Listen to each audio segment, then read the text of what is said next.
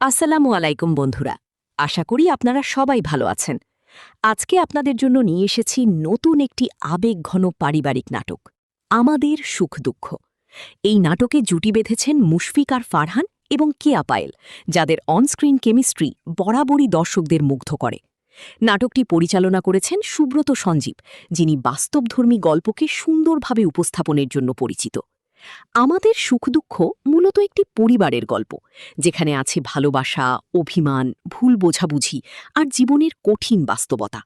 সম্পর্কের টানাপোড়েনের মধ্যেও কিভাবে ভালোবাসা টিকে থাকে আর কিভাবে মানুষ আবার কাছাকাছি আসে, সেই গল্পই তুলে ধরা হয়েছে এই নাটকে।